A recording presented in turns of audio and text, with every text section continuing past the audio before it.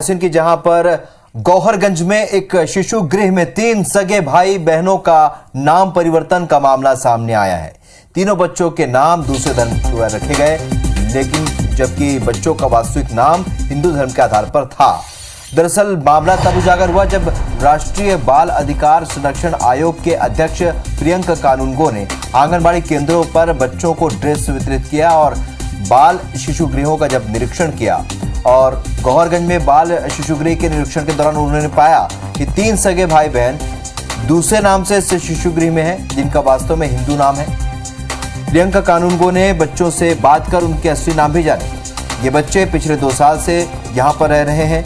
कानूनगो ने इसे संवैधानिक अधिकार का उल्लंघन बताते हुए बाल शिशु गृह संचालक हसीन परवेज पर एफआईआर के निर्देश दिए, साथ ही परिजन को तलाश कर बच्चों को उनके पास भेजने को कहा।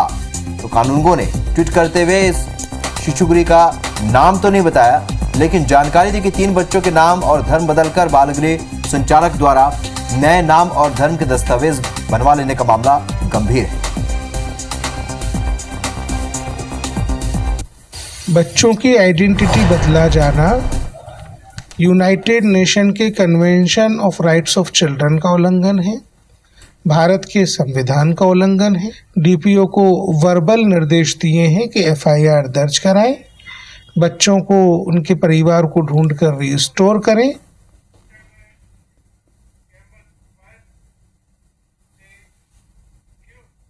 चलिए, तो इस खबर पर हमारे सहयोगी संतोष मालवीय इस वक्त हमारे साथ लाइव जुड़े। संतोष, जिस तरीके से हम सुबह भी इस खबर पर चर्चा कर रहे थे, निर्देश हो चुके हैं एफआईआर के, लेकिन अब तक क्या एफआईआर हो पाई है? क्या संचालक को गिरफ्तार किया जा सका है?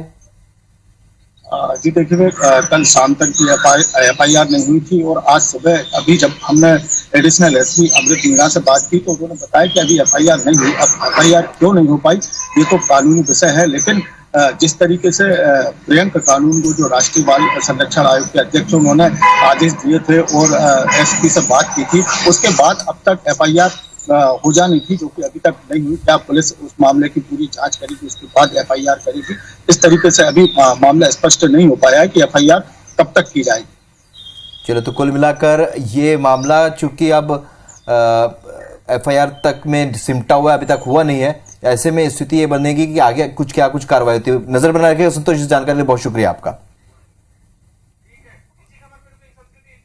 चलिए, तो जैसा कि हमने आपको बताया, अभी ये जो बड़ी खबर है, यहां पर रायसेन जिले के गौहरगंज में एक शिशु गृह में 3 सगे भाई बहनों का नाम परिवर्तन करने का मामला जो सामने आया है, इसमें 3 बच्चों के नाम दूसरे धर्म के रखे गए, जबकि बच्चों का वास्तविक नाम हिंदू धर्म के आधार पर रखा गया है। तो मामला तब उजागर हुआ जब राष्ट्रीय बाल अधिकार संरक्षण आयोग के अध्यक्ष प्रियंका कानूनगो ने आंगनबाड़ी केंद्रों पर बच्चों को ड्रेस वितरित की और बाल शिशु गृहों का निरीक्षण किया। इस दौरान उन्होंने नाम पूछा और जांच की तो पता चला कि जो तीनों सगे भाई बहन हैं वो दूसरे नाम से शिशु गृह में हैं, जिनका वास्तव में हिंदू नाम निकला। बिल्कुल, ये बहुत गंभीर मामला बताया उन्होंने। संस्कृति जिस तरीके से पूरा मामला सामने आया, इस पर एफआईआर के निर्देश हो चुके हैं, लेकिन अभी तक एफआईआर नहीं हुआ। क्यों नहीं हुआ, ये भी एक बड़ी वजह हो सकता है। कोई कानूनी कोई दांव पेच है जिससे लेकर अभी एफआईआर दर्ज नहीं हुआ है, संचालक को गिरफ्तार नहीं किया गया। लेकिन इस पूरे मामले के बाद एक बात सामने आ रही है कि बाल सुधार गृह में जो बच्चे हैं उनके नाम कभी भी बदले भी जाते हैं, ऐसी अभी जानकारी सामने आई। यानी बाकी बाल सुधार गृह में भी ऐसा हो सकता है। ये देखना होगा किसकी साजिश है, किसने ऐसा किया है।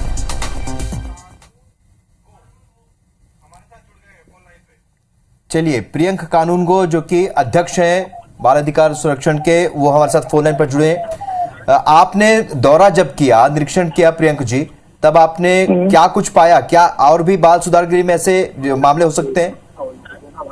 डेफिनेटली हो सकते हैं। हमने कल औचक निरीक्षण किया था एक शिकायत के आधार पे, जिसमें हमको ये बताया गया था कि हिंदू बच्चों को मुस्लिम धर्म में धर्म परिवर्तित कर दिया गया। हमने जब वहाँ जाके देखा तो हमें शिकायत में सत्यता प्राप्त प्रतीत हुई, क्योंकि बच्चे अपने नाम बता रहे थे कि उनके 2 नाम हैं। माता पिता ने उनके जो नाम रखे थे वो हिंदू नाम थे और उनकी पहचान बाद में बदल दी गई। उनके आधार कार्ड मुस्लिम नाम से बनवा दिए गए और उनके स्कूलों में दाखिले भी कर दिए मुस्लिम नाम थे।